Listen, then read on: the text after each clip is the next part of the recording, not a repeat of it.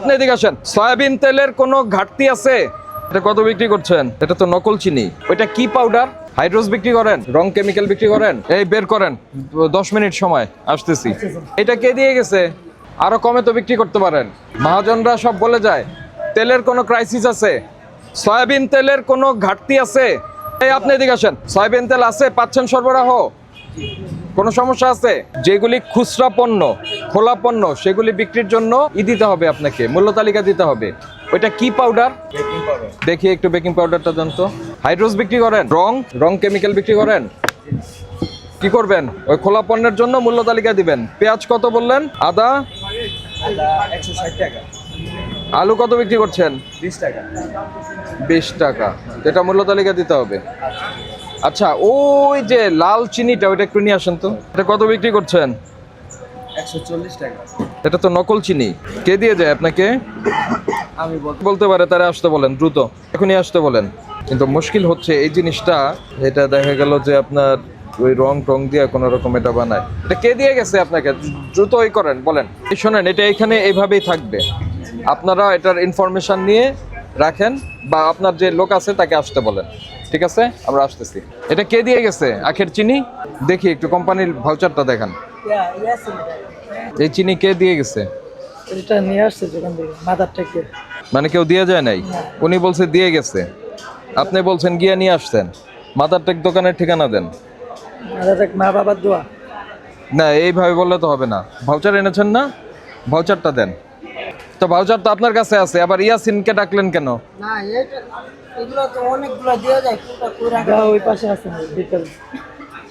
এই আছে কি নাই পরিষ্কার ভাবে বলেন, সময় নষ্ট করবেন না। ভাউচার আছে। চিনি খাদ্য শিল্প ওই মা বাবার দোয়ার মাধ্যমে আপনার কাছে বিক্রি করার কথা না।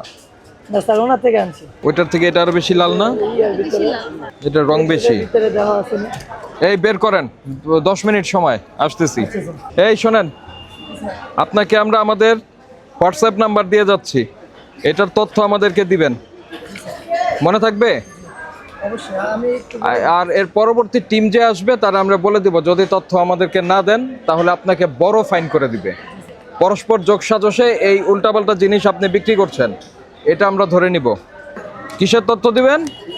এই চিনি কে বিক্রি করে তার সেটা তথ্য দিবেন। আর যদি তথ্য দিতে আপনি ব্যর্থ হন তাহলে ধরে নিব আপনি ওই চক্রের সঙ্গে আছেন, তখন এগুলি সহ আপনার ব্যবস্থা হবে।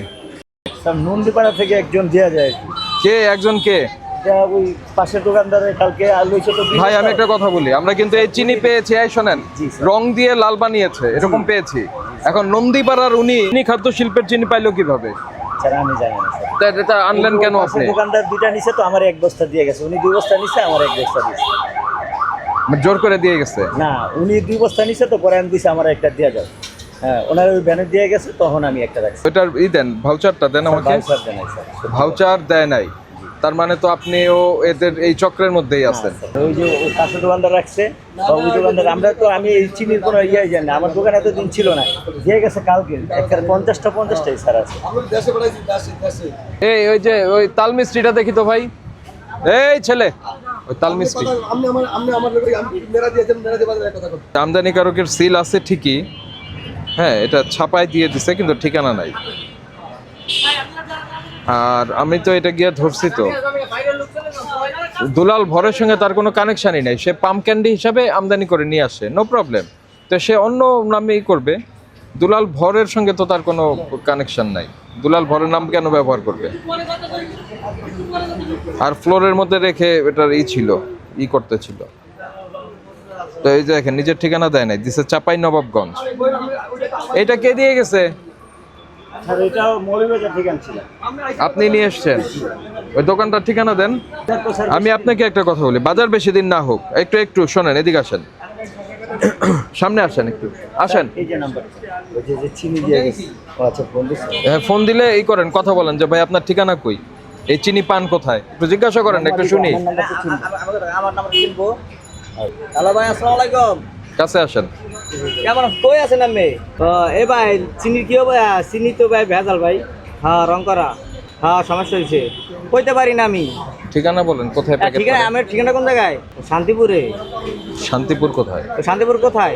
7 নম্বর রোড।